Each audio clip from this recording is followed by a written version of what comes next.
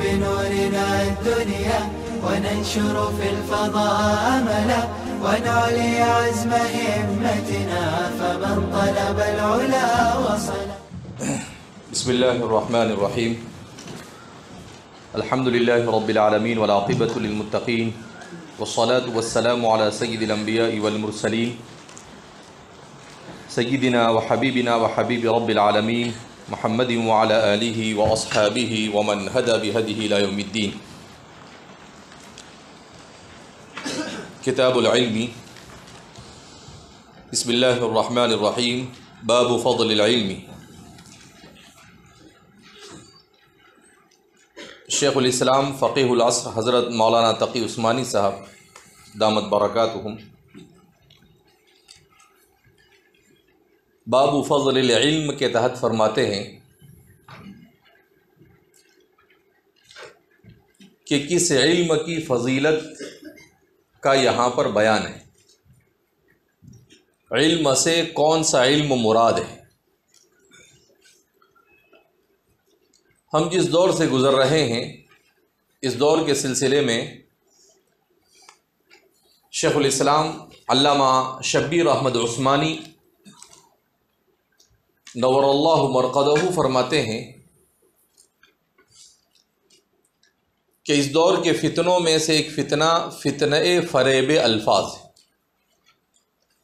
حضرت بہت بڑے ادیب تھے تو کیا فرماتے ہیں؟ فتنہ فریب الفاظ کے فریب کا فتنہ. اور اس کے ضمن میں آپ کا ایک مضمون نظر سے گزرا. اس مضمون میں آپ نے لکھا ہے کہ جن الفاظ کو بکثرت استعمال کیا جاتا ہے اور اس کو اس کے مراد اور اس کے محمل سے ہٹا کر پیش کیا جاتا ہے، من جملہ ان الفاظ کے ایک لفظ ہے علم. کہ علم کے اس لفظ کو لوگوں نے عام کر کر استعمال کیا ہے کہ علم کی فضیلت سے مراد ہر علم کی فضیلت، چاہے وہ علم دنیا ہو، چاہے وہ علم آخرت، چاہے وہ علم معاد ہو، چاہے وہ علم معاش. جبکہ کتاب اللہ اور سنت رسول اللہ صلی اللہ علیہ وسلم میں جو فضیلت بیان کی گئی ہے وہ ہر علم کی فضیلت نہیں ہے. وہ فضیلت علم المعاد کی ہے، وہ علم دین کی فضیلت ہے. لہذا فضائل علم سے متعلق احادیث مبارکہ اور آیات قرآنیہ امام غزالی رحمۃ اللہ علیہ نے احیاء علوم الدین میں تقریباً 38 آیتیں فضائل علم میں جمع کی اور 80 سے زائد حدیثیں آپ نے فضائل علم پر جمع کی. اور علامہ زبیدی نے جو اس کی شرح لکھی ہے تو اس شرح میں جو احیاء العلوم کی شرح ہے، کیا نام ہے؟ اس سے پہلے بتایا میں نے،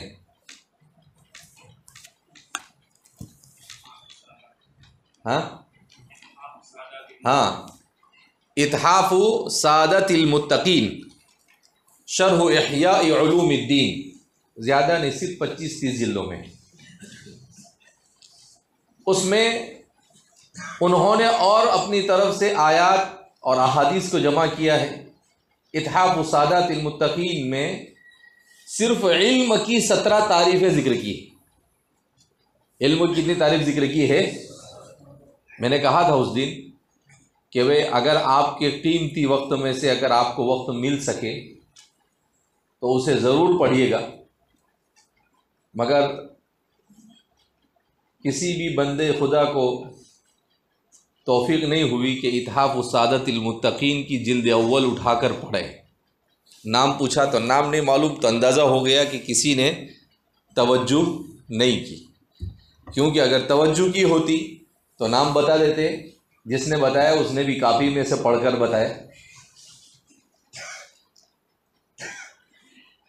تو انہوں نے علم کی کتنی تعریفیں کی ہے؟ 17 تعریفیں کی۔ اب ہمارا آپ کا مشغلہ صرف اور صرف کیا ہے؟ علم ہے، اور ہمیں نہیں معلوم علم کیا ہے، علم کی فضائل کیا ہے۔ تو اس سے بڑا افسوس کیا ہو سکتا ہے؟ یہ ایسے ہی ہوا جیسے ایک آدمی نے رات میں عشاء کی نماز کے بعد قصے یوسف و زلیخا شروع کیا۔ سامنے والا سامع آپ کے جیسا رہا ہوگا، وہ سوتا رہا، کچھ سنا ہونا نہیں۔ فجر سے پہلے جب قصہ ختم ہوا تو وہ پوچھتا ہے یوسف مرد تھا یا عورت؟ زلیخا عورت تھی یا مرد؟ یعنی اس کو یہی نہیں معلوم، کیونکہ اس نے سنا ہی نہیں۔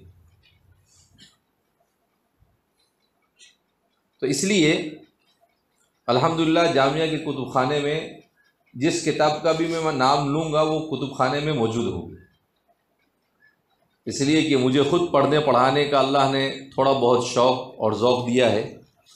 تو میں جو بھی اچھی کتاب آتی ہے پہلے کتب خانے کے لیے منگواتا ہوں، اسی لیے ایک کتب خانہ ناکافی ہوا، یہاں دوسرا بنایا، دوسرا ناکافی ہوا، تیسرا بنایا۔ تو اس لیے اب بات یہ چل رہی تھی کہ فتنہ فریب الفاظ میں کہ کالجوں کے پروگرام میں، اسکولوں کے پروگرام میں مقرر آتا ہے اور کہتا ہے، علم کے فضائل بیان کرتا ہے، اقرأ بسم ربک الذی خلق، سب سے پہلے وحی اقرأ کی نازل ہوئی، اور اس وحی کے ذریعے سے تعلیم کی اہمیت کو بیان کیا گیا ہے، لیکن یہ نہیں سوچتا ہے کہ وہاں اقرأ بسم ربک الذی خلق، پڑھ اس اللہ کے نام سے جس نے پیدا کیا۔ تو اللہ کے نام سے جو پڑھنا ہے وہ مطلوب ہے، اللہ کے نام کے بغیر جو پڑھنا ہے وہ مطلوب نہیں۔ تو اس لیے یہاں پر جو بھی فضائل بیان کیے جا رہے ہیں وہ کون سے فضائل ہیں؟ علم معاد کے، علم دین کے فضائل۔ علم دنیا کے اوپر اس کو محمول نہیں کیا جا سکتا ہے۔ البتہ علم دنیا کی دو قسمیں، علم دنیا فرض کفایہ بھی ہے، اور علم دنیا جو صرف استحباب کا درجہ رکھتا ہے، اور علم دنیا میں ایسے بھی علوم ہے جو ناجائز اور حرام ہے۔ علم دنیا میں فرض کفایہ کیا ہے؟ علم دنیا میں فرض کفایہ وہ علم ہے جس کی انسانی معاشرے کو ضرورت ہے، جیسے علم طب، اس کی ضرورت ہے کہ اگر علم طب نہیں تو انسانی معاشرے میں بیمار ہونے والے کا علاج کون کرے گا؟ تو اسے فرض کفایہ کہا۔ جیسے نماز جنازہ، یہ کیا ہے؟ فرض کفایہ ہے۔ البتہ دونوں میں فرق ہے، فرض کفایہ کی بھی دو قسمیں ہیں، کوئی بتا سکتا ہے؟ الفرض الکفایۃ علی نوعین، بولے گئے تو پہلی بار سنا۔ ایک ہے فرض کفایہ لذاتہا اور ایک ہے فرض کفایہ لغیرہا۔ ارے سمجھ میں آئی بات؟ فرض کفایہ لذاتہا کیا ہے؟ وہ فرض کفایہ جو عبادت سے تعلق رکھے، جیسے نماز جنازہ، یہ فرض کفایہ لذاتہا اور فرض کفایہ لغیرہا۔ شیخ الاسلام حضرت مولانا تقی صاحب نے اس کو ذکر کیا ہے۔ اور فرض کفایہ لغیرہا یہ علوم دنیا، تو یہ فرض کفایہ لعینہا لذاتہا نہیں ہے، بلکہ کیا ہے؟ لغیرہا ہے، کہ دنیا کی ضرورت کو پورا کرنے کے لیے وہ فرض ہے۔ کہ کچھ لوگوں کا ایسا ہونا ضروری ہے جن کو کھانا بنانا آتا ہو، کیونکہ کھانا بنانا نہیں آئے گا تو انسان، بکری تو ہے نہیں کہ گھاس کھا لے گا، انسان شیر تو ہے نہیں کہ کچا گوشت کھا لے گا، تو کہا کھانے پینے کی چیز کا علم یہ بھی فرض کفایہ لغیرہا ہے، علم طب یہ بھی فرض کفایہ لغیرہا ہے۔ ہمارے زمانے میں مکان کی تعمیر کرنا ہے تو انجینئرنگ کا علم یہ بھی کیا ہے؟ فرض کفایہ۔ کیوں؟ روٹی، کپڑا اور مکان انسان کی ضرورت ہے۔ ٹیلرنگ کا علم یہ بھی کیا ہے؟ فرض کفایہ لغیرہا۔ کیوں؟ اس لیے کہ ٹیلر نہیں ہوگا تو کیا کرے گا؟ ننگا گھومے گا، احرام باندھ کے گھومے گا، ظاہر سی بات ہے۔ اس لیے فرمایا کہ ٹیلرنگ کا علم یہ بھی کیا ہے؟ فرض کفایہ۔ بال کاٹنے کا علم یہ بھی کیا ہے؟ فرض کفایہ لغیرہا۔ اس لیے کہ اگر بال کاٹنے والا معاشرے میں نہیں ہوگا تو سب کیا برا حال ہوگا، ایک سے ایک ہبنگ نظر آئیں گے۔ مچھ نہیں کٹی ہے، داڑھی نہیں کٹی ہے، بال نہیں کٹے ہیں، تو مرد اور عورت میں تمیز بھی مشکل ہو جائے گی کہ کھالا کون اور کھالو کون۔ تو جتنے بھی ایسے علوم ہے، حدادی کا علم، چھری بنانا، برتن بنانا، یہ سارے علم بھی کیا ہے؟ فرض کفایہ لغیرہا۔ وقیس علی ھذا، اس پر اب آپ غور کرتے کیا ہو جائے چلے جائیں کہ جتنی بھی انسان کی بنیادی ضرورتیں ہیں، ان تمام کے تمام ضرورتوں کے لیے جو بھی علم ہو سکتا ہے وہ فرض کفایہ لغیرہا، فرض کفایہ لغیرہا۔ تو فرماتے ہیں کہ فرض کفایہ لغیرہا کی قسم کا اگر کوئی علم ہے اور حسن نیت کے ساتھ اسے حاصل کیا جائے تو ثواب مل سکتا ہے۔ ارے سمجھ میں آئی بات؟ فرض کفایہ لغیرہا کوئی علم ہے اور حسن نیت کے ساتھ اسے حاصل کیا جائے تو ثواب مل سکتا ہے۔ جیسے آدمی طب حاصل کرے اور آپ پوچھے جا کر کہ حضرت والا آپ کی نیت شریفہ کیا ہے، تو وہ کہے ہماری نیت شریفہ پیسہ کمانا، تو پھر ثواب نہیں ملے گا اس کہ بھائی ٹھیک ہے پیسہ ہے تو یہیں تک چلے گا۔ اور اگر وہ کہے کہ نہیں اس کا مقصد ہے خدمت خلق، تو پھر ثواب ملے گا۔ تو ورنہ عموماً جو بھی کتاب و سنت میں منقول ہے وہ سب کے سب علوم دنیا نے علوم دینیہ کے فضائل، اور علوم دنیا کے جو فضائل ہے تو وہ کوئی فضائل نہیں ہے، وہ تو انسان کی ایک ضرورت ہے۔ اس ضرورت کو پورا کرنے کے لیے اگر حسن نیت کے ساتھ حاصل کرے، ایک آدمی ہے ٹیلر بنا، بولے کیوں ٹیلر بنا؟ کہا کہ تاکہ حلال کمائی ہو، اچھی نیت ہے، تو اس کے لیے کیا ہو جائے گا؟ وہ ثواب کا کام ہو جائے گا۔ تو اسی لیے امام بخاری نے شروع کیا انما الاعمال بالنیات، کہ باپا اعمال کا دار و مدار کس پہ ہے؟ نیت پہ، لہذا اپنی نیت پر توجہ دینا بہت ضروری ہے۔ تو اس علم سے، باب فضل العلم سے مراد یہاں پر کون سا علم ہے؟ علم المعاد۔ علم المعاد بھی کہتے ہیں، علم الآخرہ بھی کہتے ہیں، علم دین بھی اسے کہا جاتا ہے، علم شریعت بھی کہا جاتا ہے۔ حدیث پاک میں اللہ کے رسول صلی اللہ علیہ وسلم نے کہا کہ علم صرف 3 ہوتے ہیں: آیت محکمہ، قرآن کا علم، او سنت یا سنت کا علم، اور تیسرا او فریضۃ عادلۃ۔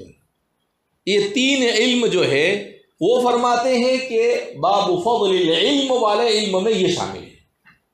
اس کے علاوہ جو ہے ان کا مدار نیت پر ہے، لہذا اٹھا پٹک کہیں بھی چپکانے کا نہیں کہ فضیلت علم پر 2-4 حدیث پڑھ لی آپ نے بخاری میں اور کہیں پر جا کر تقریر شروع کر دی کالج میں جا کے اور کہا کہ یہ آپ بھی اس فضیلت میں شامل ہے، کاہے کو شامل ہوگا بھیا؟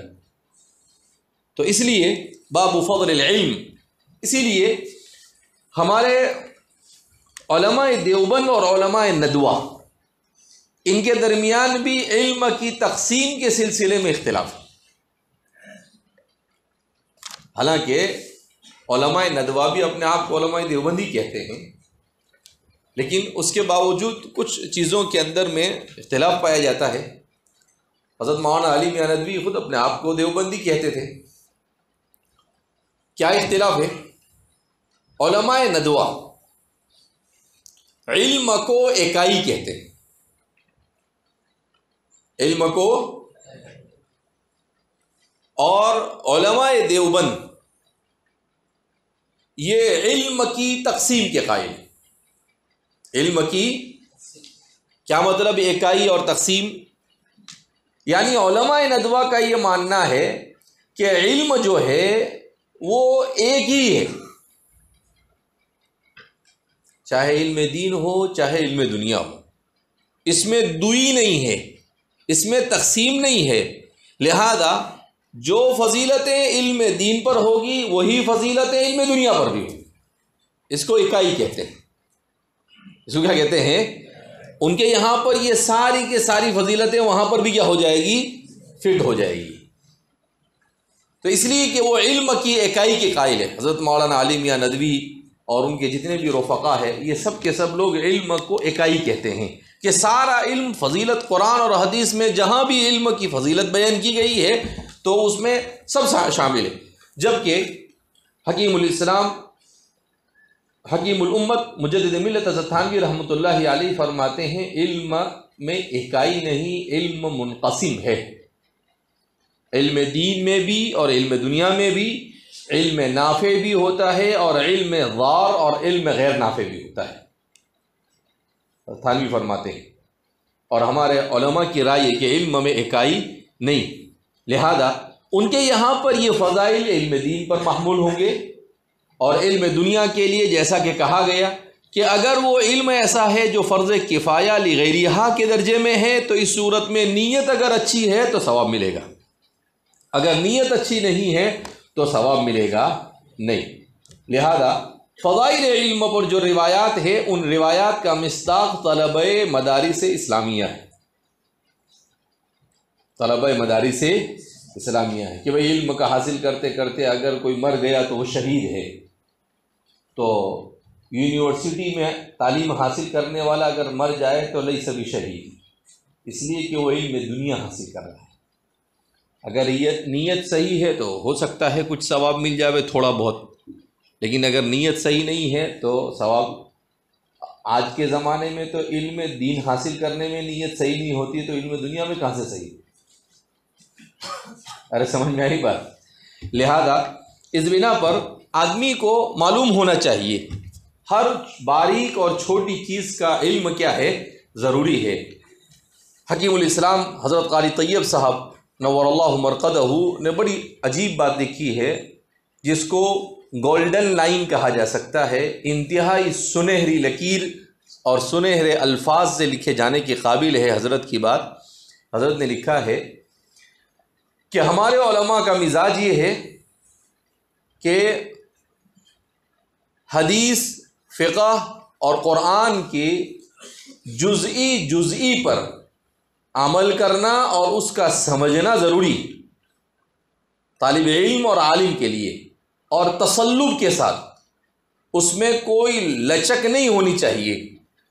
مگر اس کے باوجود ہمارے علماء کو اس بات کو سمجھنا چاہیے کہ شریعت نے عوام الناس کے لیے جہاں جہاں گنجائش اور سہولتیں فراہم کی ہے، شریعت مطہرہ نے عوام الناس کے لیے جہاں جہاں گنجائشیں فراہم کی ہے ان گنجائشوں سے امت کو مطلع کرنا بھی ضروری ہے۔ پھر آگے آپ نے فرمایا اس لیے کہ اگر علماء تشدد سے کام لیں گے اور عوام کو جہاں شریعت نے انہیں سہولت فراہم کی، گنجائش فراہم کی وہ نہیں دیں گے، تو عامۃ الناس یہ دین کے بنیادی اور اصول سے بھی متنفر ہو جائے گے۔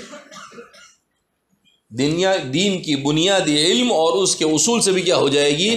متنفر ہو جائے گی، اور ان کا ایمان اور اسلام کیا ہو جائے گا؟ خطرے میں چلا جائے گا۔ یہ انتہائی قیمتی بات ہے حضرت کی، جس کو بار بار پڑھنا چاہیے۔ علماء دیوبند کا دینی رخ اور مسلک کی مزاج کے اندر میں اس کے اخیر میں حضرت نے اس بات کو ذکر کیا ہے، واقعتاً بہت اہم چیز ہے کہ جیسے ہمارے زمانے میں امت کا رجحان علوم دنیاویہ کی طرف، اب اگر آپ اس کا ایسا کہو کہ نہیں علوم دنیا نہیں حاصل کرنے کا، گناہ ہے، کفر ہے، شرک ہے، تو آپ کی بات ماننے والے ہو؟ نہیں ماننے والے، وہ بولیں گے یہ آ گیا مفتی بہت بڑا۔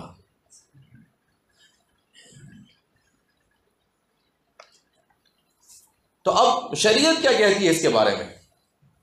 ظاہر سی بات ہے، اگر وہ انسان کی ضرورت، انسانی معاشرے کی ضرورت کے قبیل سے یا رزق حلال کے لیے وہ معین ہے تو وہ جائز ہوگا، تو آپ اس کو جائز کہیے، آپ اس کو کیا کہیں گے؟ ہاں، اگر وہ ایسا علم ہے جو انسانی معاشرے کے لیے مضر ہو، جیسے جادو، علم نجوم وغیرہ، جس سے کوئی انسان کو فائدہ ہوتا، تو ایسا علم ہے جو مضر ہے انسانی معاشرے کے لیے، تو ایسے علم دنیا کا تو کوئی بھی قائل نہیں، اس کو تو کہیں گے کہ بھئی ہم وہ جائز نہیں ہے۔ لیکن آپ تشدد کریں تو کیا ہوگا کہ امت علماء سے کیا ہو جائے گی؟ دور ہو جائے گی۔ لہذا اس بنا پر بہت پھونک پر سمجھ کر قدم رکھنا کیا ہے؟ ضروری ہے۔ ایسے ہی الل ٹپ کہیں پر بھی بیٹھ کر کچھ بھی جائز اور ناجائز کی فیکٹری کھول دینے کی نہیں، کہ کچھ بھی آیا سمجھ میں آیا نہیں آیا حرام ہے، تیرے اور میرے بابا کی شریعت نہیں، اللہ کا دین ہے۔ آپ نے حرام کہا، اس کا مطلب کیا ہے؟ اس کی نسبت اللہ کی طرف ہوئی۔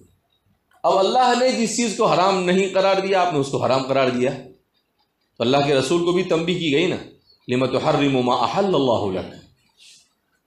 رسول جس چیز کو آپ کے لیے حلال کیا گیا، آپ اسے کیوں اپنے اوپر حرام قرار دے رہے ہیں؟ سورہ تحریم میں ہے نا، آپ صلی اللہ علیہ وسلم کا پس منظر وغیرہ آپ نے تفصیل کے ساتھ سنا ہوگا کہ آپ صلی اللہ علیہ وسلم نے شہد کے بارے میں سوچا کسی وجہ سے، تو حضور کو لِمَ تُحَرِّمُ مَا أَحَلَّ اللَّهُ لَكَ۔ تو جب اللہ کے رسول صلی اللہ علیہ وسلم کو یہ رائٹ نہیں دیا گیا کہ بھئی آپ کسی حلال کو حرام کر سکتے نہیں، تو تو اور میں کون سی جھاڑ کی مولی ہے بھائی کہ ہم اپنے من کی مرضی سے کسی بھی چیز کو حرام اور کسی بھی چیز کیا کر دے وے؟ حلال کر دے وے۔ نہیں سمجھ میں آئے تو چپ بیٹھے رہنے کا، ایسا بول دینے کا کہ بھئی لا عالم۔ امام مالک سے کسی نے مسئلہ پوچھا کہ امام مالک نے کہا لا عالم، دوسرے نے پوچھا کہا لا عالم، تیسرے نے پوچھا کہا لا عالم، تو چوتھا سربیرہ کھڑا ہوا اور وہ کہتا ہے یہ کیا ہے؟ اتنے سارے مسئلے میں آپ لا عالم کہہ رہے ہیں؟ تو امام مالک فرماتے ہیں لا اعلم نصف العلم۔ کیا کہا امام مالک نے؟ لا اعلم نصف العلم، کہا لا اعلم بھی نصف علم ہے۔ لا عالم بھی کیا ہے؟ کیا مطلب؟ کہ جس چیز کا مجھے علم نہیں اس کا مجھے علم ہے، کہ اس کا مجھے علم نہیں یہ بھی علم ہے۔ ارے سمجھ میں آئی بات؟ جس چیز کا مجھے علم نہیں اس کا مجھے علم ہے، کہ اس کا مجھے علم نہیں یہ بھی علم ہے۔ منطق اب کیسے سمجھے گا؟ منطق نہیں پڑھا ہو تو سمجھ میں نہیں آئے۔ چمڑی بھی نکال دے گا تو سمجھ میں آئے گا نہیں. تو کہنے کا مطلب کیا ہے؟ وَإِن كُنْتَ تَدْرِي وَتَدْرِي أَنَّكَ تَدْرِي فَأَنْتَ عَالِمُ وَإِن كُنْتَ لَا تَدْرِي وَتَدْرِي أَنَّكَ تَدْرِي فَأَنْتَ جَاهِلُ. اگر سمجھ میں آئے بات. ادب الدنیا والدین کے اندر میں امام ماوردی نے قسم بیان کی ہے کہ عالم کون، جاہل کون، احمق کون، بیوقوف کون. تو 4 طرح کے لوگوں کو کیا کیا ہے؟ بیان کیا ہے.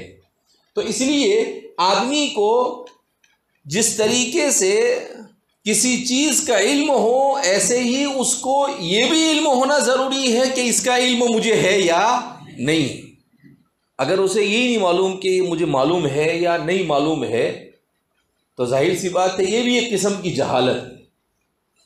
کیوں؟ علم دنیا میں سب سے وسیع اور سب سے عمیق چیز ہے. اگر آپ کو کوئی پوچھے کہ دنیا میں سب سے زیادہ مقدار کس چیز کی ہے تو آپ کیا کہیں گے؟ پانی. کیا دنیا کے اندر میں 78% پانی ہے. صرف بار ہو کر جا رہے تھے العصفوری تو کہا کہ انسان کے علم کی مثال، علم کی کوئی حد ہے ہی نہیں. جب تک کہ مرے نہیں وہاں تک کہ علم کو اس لیے بھی ذکر کیا. نور اللہ مرقدہ صاحب فتح الباری شرح صحیح البخاری اس بنا وہاں تک کہ سیکھتا ہی تھے، کیونکہ اس کا کوئی کنارہ ہی نہیں، اس کا کوئی کنارہ ہی نہیں ہے. لہذا اس بنا پر آپ نے بھی یہاں پر الایمان کے بعد علم کو ذکر کیا. صاحب فتح الباری شرح صحیح البخاری حافظ ابن حجر اسقلانی نور اللہ مرقدہ نے بڑی پتے کی بات فرمائی ہے کہ ایمان کے بعد علم کو اس لیے بھی ذکر کیا کہ ایمان کے بعد، ایمان لانے کے بعد سب سے پہلا فریضہ دین کا علم سیکھنا ہے. ایمان لانے کے بعد سب سے پہلا فریضہ کیا ہے؟ سیکھنا پڑے گا آپ کو. نماز کتنی فرض ہے؟ اب جب کلمہ پڑھ لیا تو سیکھنا پڑے گا نا آپ کو. کب کتنی رکعت پڑھی جاتی ہے، کیسے پڑھی جاتی ہے. دنیا کے اندر میں ایک سے ایک کھوپڑی ہوتی ہے. الصلاۃ کے معنی کیا آتے ہیں؟ الدعا. تو شیعہ لوگوں کے بہت سارے فرقے ایسے ہیں وہ اس کو اسی لغت کے معنی پر محمول کرتے ہیں اور کیا کہتے ہیں؟ اقیم الصلاۃ کا مطلب دعا کرو. تو وہ نماز نہیں پڑھتے، بولتے ہو گئی نماز. اسی لیے آپ صلی اللہ علیہ وسلم کو معلوم تھا کہ ایسی ٹیڑھی میڑھی کھوپڑی والے اور آدھی کھوپڑی والے آنے والے ہیں. تو حضور نے کہا صلوا کما رأیتمونی اصلی. میں نے ایسا کیا نہیں، میں نے تو نماز پڑھ کے بتایا کہ ایسے شروع کرنے کا، ایسے رکوع کرنا، ایسے سجدہ کرنا، ایسے قومہ ہوگا، ایسے جلسہ ہوگا، ایسے قاعدہ ہوگا. کہا صلوا کما رأیتمونی اصلی. ارے سمجھ میں آئی بات؟ تو اس لیے فرماتے ہیں کہ ایمان کے بعد سب سے پہلا فریضہ ہی ہے علم دین کو سیکھنا. اگر آپ علم دین کو نہیں سیکھتے ہیں اور کل قیامت کے دن اللہ کو کہے اللہ کیا کرے ٹائم ہی نہیں ملا، بولے کیوں؟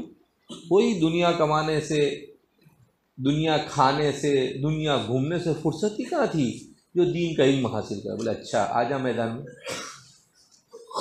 فرشتے کو بولیں گے اس پارسل کو DHL کر دو جہنم میں. کہا تجھے دنیا میں اس لیے بھیجا تھا کہ کھا پی کے مستنڈا ہو جائے، تجھے دنیا میں اس لیے بھیجا تھا تاکہ گھوم پھر کے عیش اور عیاشی کرے. کہا کہ چل نہیں سیکھا تو تو نے فریضہ اولا کو کیا کیا؟ ادا نہیں کیا. تو اس لیے فرماتے ہیں کہ انتہائی مرتب انداز میں آپ نے ایمان کے بعد فوراً علم کو لا کر کیا کر دیا؟ ذکر کر دیا کہ ایمان لایا ہے تو اب علم حاصل کر. وقول اللہ عز وجل یرفع اللہ الذین آمنوا منکم والذین اوتوا العلم درجات واللہ بما تعملون خبیر۔ علم کے اوپر مزید کچھ تفصیل اور تعلیم، مسلمانوں کے یہاں پر تعلیم کس کو کہتے ہیں، تعلیم کا مقصد کیا ہے، اس پر 2011 میں نے ایک مضمون لکھا تھا، تعلیم اور سماجی خرابیاں، 15-20 صفحے کا مضمون ہے غالباً۔ اس میں یہ علامہ شبیر احمد عثمانی کا پورا مضمون میں نے تلاش کر اس میں شامل کیا ہے، 2-3 صفحے کا۔ آپ نے علم کے سلسلے میں اکائی اور تقسیم وغیرہ کی جو تفصیل میں نے آپ کے سامنے پیش کی، اس کو بھی ذکر کیا ہے۔ اس کے بعد اسلام میں تعلیم کس کو کہتے ہیں، تعلیم کے مقاصد کیا ہے، مغربی نظریے سے، آج کے دنیا کے نظریے سے تعلیم کس کو کہا جاتا ہے، ان چیزوں کو کیا کیا گیا ہے، بیان کیا گیا ہے۔ مولانا ہلال صاحب کے پاس شاید ہو سکتا ہے وہ مضمون مل جائے۔